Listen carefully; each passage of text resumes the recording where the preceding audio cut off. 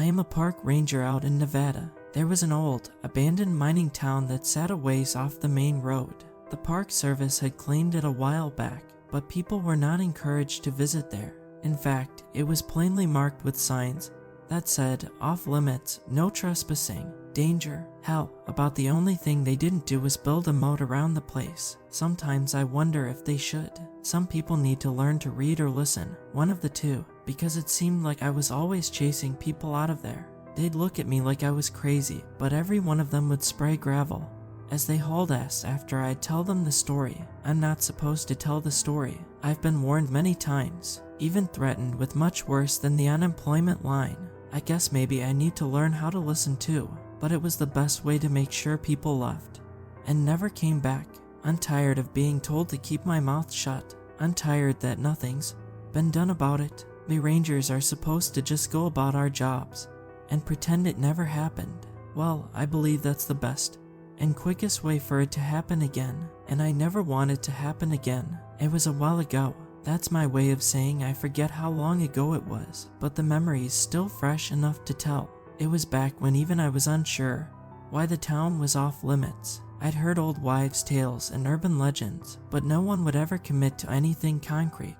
I asked around once and was told that I was better off not knowing. The old rangers would just tell me to mind my business and stay out of town, but something about it always intrigued me. I was never good at blindly following orders, so as often as I could, I'd find some excuse to drive past it.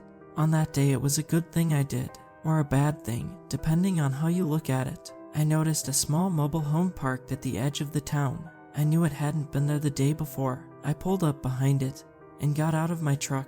I scanned the area around and didn't see anything moving that the wind wasn't blowing. I walked around the vehicle, and it seemed to be in good shape. None of the tires were flat. There seemed to be no good reason for them sitting there unless they were sightseeing. I peeked in the windshield, but couldn't see anyone, so I went to the side door and knocked. "Park ranger," I said. "Anybody in there?" The wind whistling was my only answer. I knocked again. "Park ranger, is everyone alright?" No answer. I pulled on the door latch, and it opened. "I'm coming in," I said. "Just need to check to make sure everyone's okay." I pulled the door open and stepped inside. Unconsciously, I rested my hand on my sidearm. I closed the door behind me, leaving the wind outside. I looked around the camper and found plenty of food and supplies. They seemed to be well stocked for a trip. I stepped back toward the bedroom, keeping an ear open for anything. It was eerily silent. The only thing I could hear was the sound of my boots on the linoleum as I headed back the short hallway. It wasn't a long walk until I got there. The bedroom was clean, and the bed had been made. I opened a few drawers and found clothes for a man and a woman. There was no sign of a struggle, so I went back out to the kitchen, stopping to open the bathroom door and find 2 kids' toothbrushes and toothpaste sitting on the sink. Just like the bedroom, everything seemed to be in its place. I noticed the hand towel holder was empty. I looked on the floor to see if it had fallen, but the towel was just gone. I shrugged it off and went back out to the kitchen. The table was still folded down into a bed, as these smaller models were known for. Scanning around, I was hard-pressed to find anything out of the ordinary, except for the fact that no one was there. I stepped outside, and the sun had disappeared. It would be dark soon. I looked around but didn't see anyone. It was as if they parked the camper at the edge of town and went for a walk. I stepped out of the camper and turned to close the door. That was when I saw it. There was a small dot of red on the step. I leaned closer, and it looked like it could be dried blood. I tried to dismiss it as nothing. People drip blood every day for simple, non-threatening reasons. Nosebleeds, small cuts, general accidents. It could be absolutely nothing. But when you're add in a missing family at the edge of an abandoned town that's supposed to be off limits, normal things don't look so normal. I didn't touch it in case it needed to be tested later for a DNA sample. And there it was. I was already starting to look at this as a crime scene.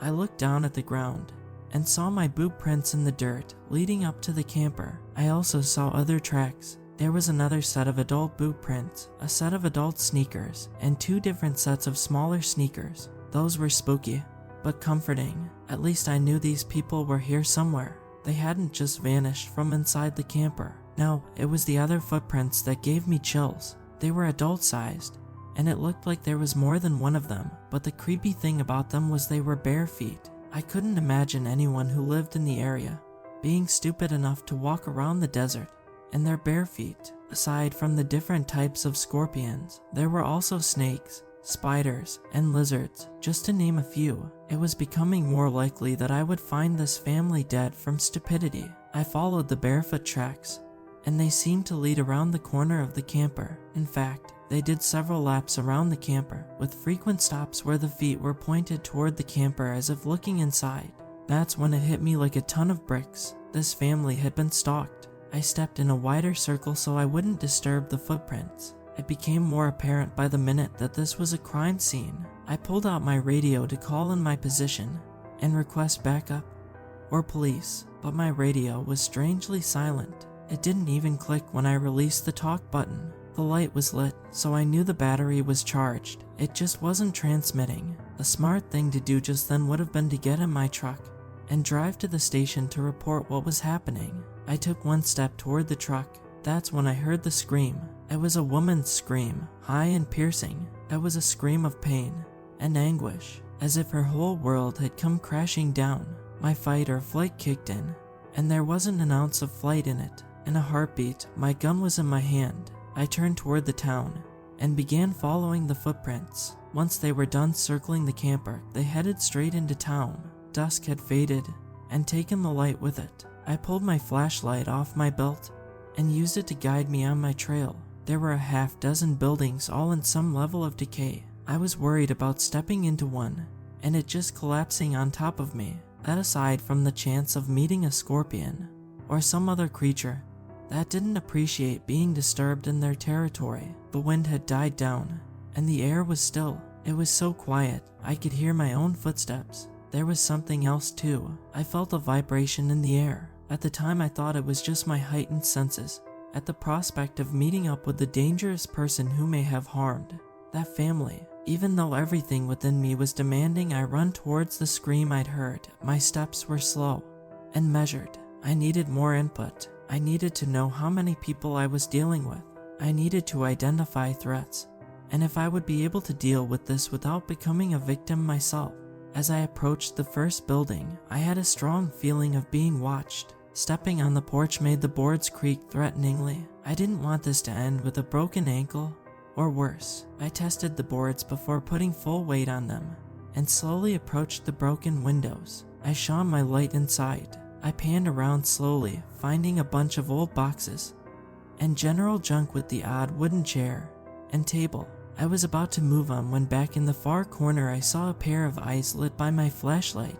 I froze, my light locked on it. The eyes seemed to be locked on the light as well. I couldn't tell what it was, but it scared the hell out of me. I suddenly thought of the movie I'd recently seen, Jurassic Park, when the actor was explaining how raptors attack, how one will draw your attention, while two more sneak up on you and attack from the side. I suddenly felt very vulnerable, as if someone was sneaking up behind me. I whipped around, pointing with my gun and flashlight, my eyes darting all around, but I couldn't see anything. I shone my light back inside, but the eyes were gone. This didn't comfort me. In fact, it did the opposite. I was in a panic. I felt like I was surrounded, and they were just toying with me.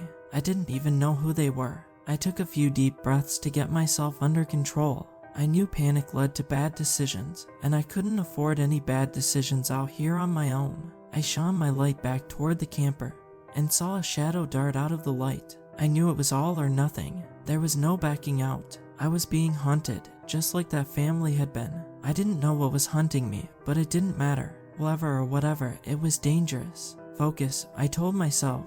Stay on your toes. Remember your training. Even though my training also said don't get yourself in a bad situation. It was already too late for that. Something was near the camper. I still had no idea if this family was dead or alive.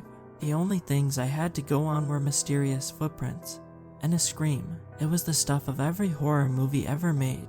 I just hoped I didn't end up as one of the victims that died a horrible gory death to save some stupid teenagers who risked their own lives by blundering into something they should have left alone. I sighed, turned my light back to the ground, and followed the footprints. I noticed for the first time there were other marks among the footprints. They had been walked over and obscured, but it looked like two long lines, like someone was being dragged. I brought my flashlight back up just in time to see a set of eyes disappear behind a building on the other side of the street. I stepped up to the next building and shone my light inside to find much the same as the first, minus the eyes. I didn't linger long before turning my light back out to the streets and the other buildings. I felt like it somehow kept them at bay, as if they would work their way closer to me if I didn't shine my light their way. I didn't know how long this would last. I continued to the next building, with a larger building looming larger at the end of the street. It looked like it was an old church. There was the rough shape of a steeple that had partially collapsed. I turned and flashed my light back to the street to keep the hunters back.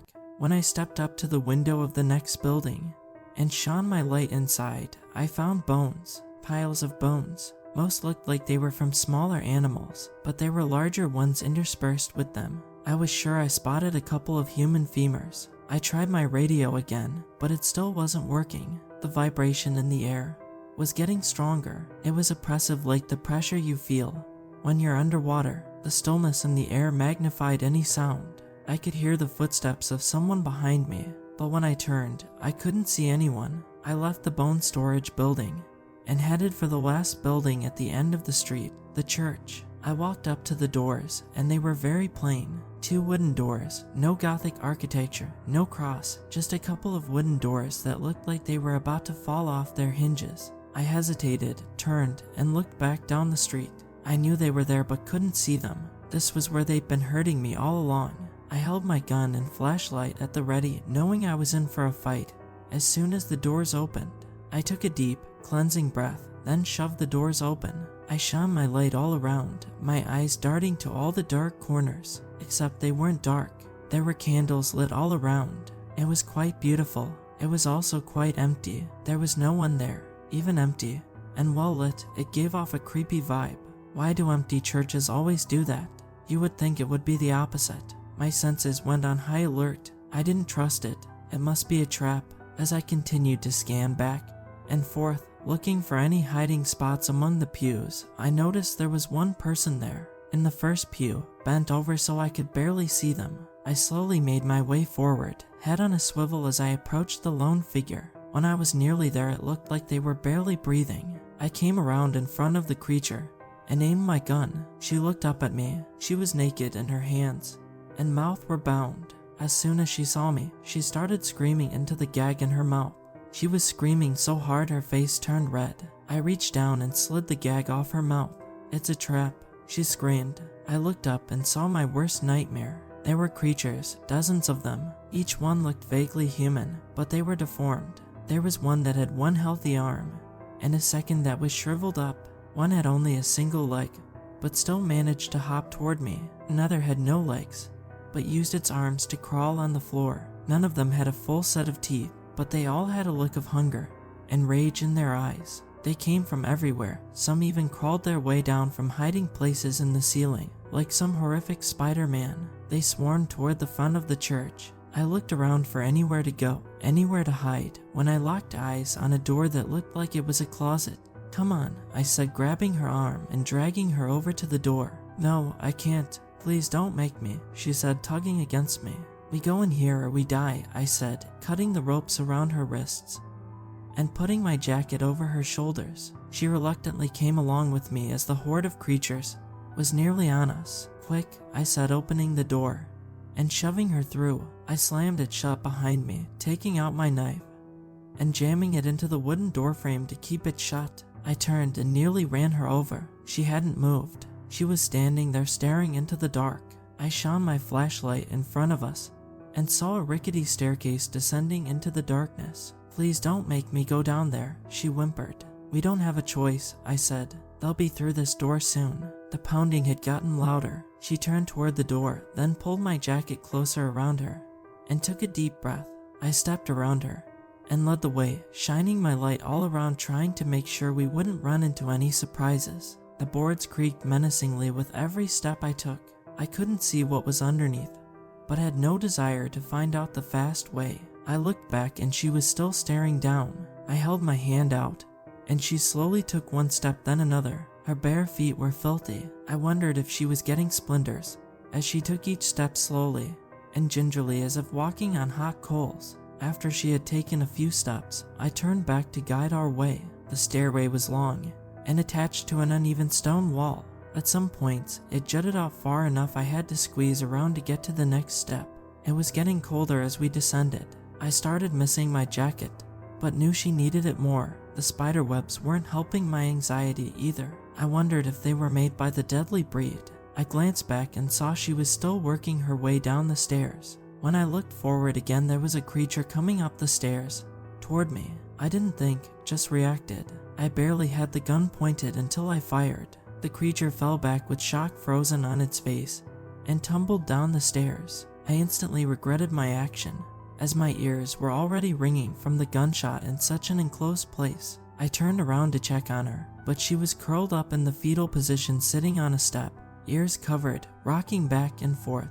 "It's okay," I tried to say, but my voice sounded strange. "I guess temporary deafness will do that." At least I hoped it was temporary. She didn't look at me. I was unsure if she had heard me, so I touched her shoulder, and she immediately recoiled and climbed several stairs, backing away. I bent down to her. "Look, I know you're scared. I would be too, but if we're going to get out of this, we have to do it together. If I'm going to have to check on you every few steps, we'll be helpless if another one of those things attacks. I don't want to go down there," she stammered. I looked ahead and then back at her. "We have no choice." I turned and started down the stairs again. After around a dozen steps, I turned to see she had stood and was slowly making her way down again. I kept going until I made it to the bottom and kicked the corpse of the creature out of our way. I looked around, but there wasn't much to see. It was a passageway made of the same rough-cut rock walls and a dirt floor. I turned to see her make it to the last step. Her eyes were wide with fear. I could only imagine what she had already been through. She looked away as she stepped past the corpse. I decided to make a little conversation as we walked down the endless passageway to get her to focus on something other than our situation. "You're from the camper, aren't you?" I said. She nodded absently as she stared at the floor. "Were you going on vacation?" Another nod. I saw the kids' toothbrushes on the bathroom sink. "How many kids do you have?"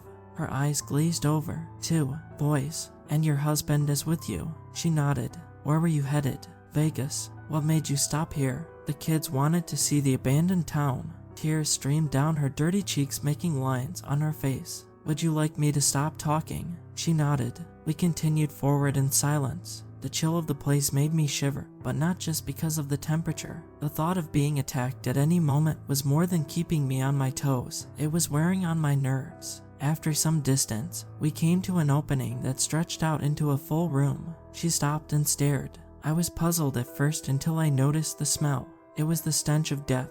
I shone my light around the room. The first corner I came to held a pile of bones. There was no denying these ones were human. They were large and the right shape. There were even a couple of full torsos still together that hadn't deteriorated yet. In the next corner, there were 3 bodies hanging from the dirt ceiling. It looked like a man and 2 boys. They had been strung up by their arms and were covered in blood. There were innumerable cuts and puncture wounds, but the most horrid sight were the many bites that were taken out of them. She collapsed and began to sob.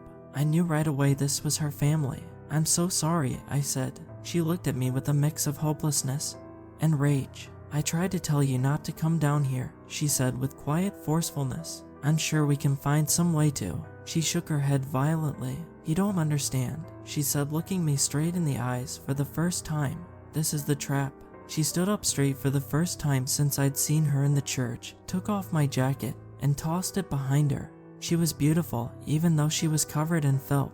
"My children need food," she said, stretching out her arm. In an instant, 2 deformed creatures appeared and stood beside her. She stroked the thinning hair on their heads as they cooed at her. "So, there was no woman in the camper," I said, trying to stall for time until I could come up with a plan. "Oh, no, there was a woman. She was taken to the birthing house. She will give my children their own children. Against her will, of course." She looked at me with disdain. "She is a tool we will use to survive, just like my ancestors were treated as tools to be used in the mines." I glanced around the room and saw several more creatures emerge from the shadows and advanced slowly toward me. I knew I was trapped. My mind scrambled for some plan, any plan to escape the horrors that waited for me. I glanced at the 3 bloody, mangled bodies dangling from the ceiling and knew that would be my fate. I made my decision and didn't hesitate to implement it. In a flash, I drew my pistol and shot her in the forehead.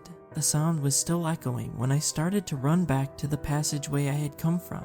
I hoped that the shock of seeing their mother die would give me a head start before the horde of creatures hunted me down and tore me to shreds. Time seemed to move in slow motion. I felt like I was running underwater. Every move, every step seemed incredibly slow. I knew they would catch me. There was no doubt in my mind. It was only a matter of time. The only thing that kept me from giving up was the sheer will to live.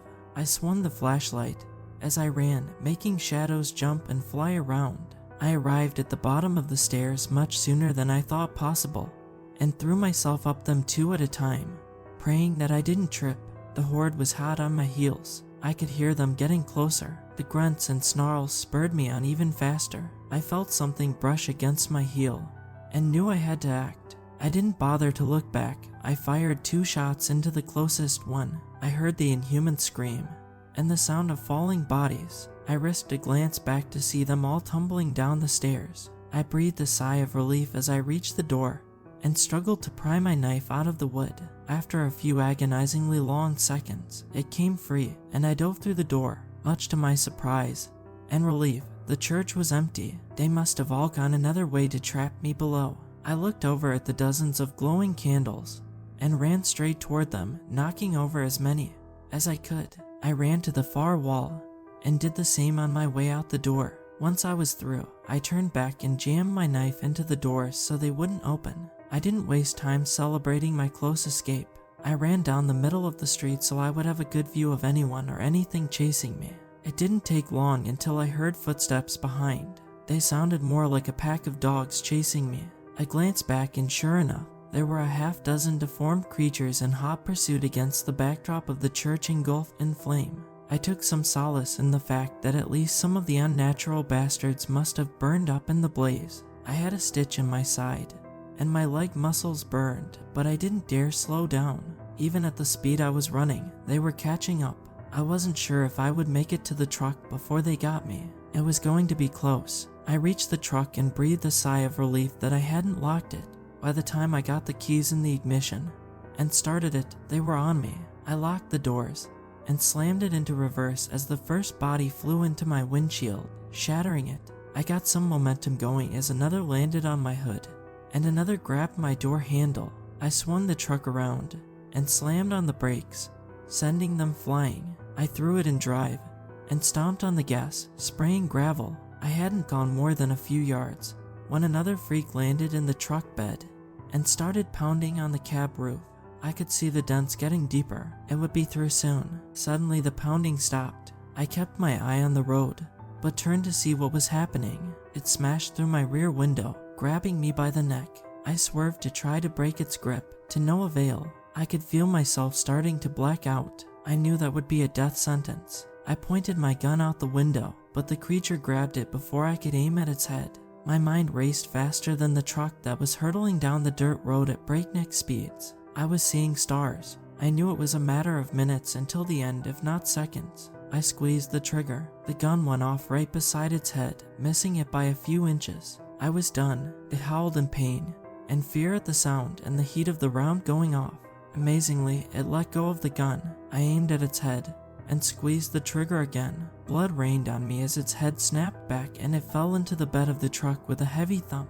I sat the gun on the seat beside me as I breathed huge gulps of air, wiping the blood out of my eyes. My vision returned just in time for the turn onto the main road. The tires screeched as they bit into the asphalt on the way to the ranger station. I got there shortly after sunrise, pulled into a parking space, and sat back in the seat. Exhaustion and adrenaline crash sapped my energy. I fell asleep. I woke to the sound of someone knocking on my window. I whipped around, grabbed the gun off the seat, and swung it back around at the window. "Whoa there, son," the older ranger said, raising his hands. "What's got your panties in a bunch?" I took a deep breath, lowered the gun in the window, then told him the whole story. The longer I went, the more serious he became. Until the story was done, his face was made of granite. He stuck his hand in the window. "Keys," he said. I pulled the keys out of the ignition and handed them to him. "Go inside and get yourself cleaned up," he said. "I'll take care of this." I stepped out of the truck on shaky legs and walked into the ranger station, threw away my bloody uniform, and took a long shower. By the time I had finished and changed into a fresh uniform, the other ranger was back. He stepped inside the station and scanned the room until he found me. "All taken care of," he said with a crooked smile. "What do you mean?" I said. "Did you call the police?" He looked around at the handful of rangers that were milling around the room. "Yeah, we're not gonna get the police involved in this," he said. "What? Why not?" He looked at me with an odd determination in his eyes. "So you really killed her, did you?" he said. "Of course, it was her and me. Most of the folks around here give that place a wide berth," he said. "There's signs all over saying no trespassing and danger. You'd think it was almost natural selection for those who ignore all the warnings. But those travelers, and then there are others who visit the place on the down low, all quiet like," he said. "Those folks might say you robbed them of their fun. He might even call them conjugal visits. There might even be some of those folks in this very room." I stared at him in disbelief, then looked around the room and saw every set of eyes focused on me. There wasn't a smile, or even a hint of one that suggested this was a joke. He clapped his hand on my shoulder. "Why don't you head home and rest today?" he said. "You've had a long night. We'll take care of things." He ushered me toward the door, pausing before opening it. "Just remember that nothing happened," he said, "because if the police get an anonymous phone call, we might have to drive out and grab a couple of children to come visit your house in the middle of the night. You get me?" I nodded my head in a daze as he opened the door. That's the story I tell when people don't take the hint and stay away from the town. It's been years, and every once in a while I hear of travelers that disappeared in the area. I shake my head and wonder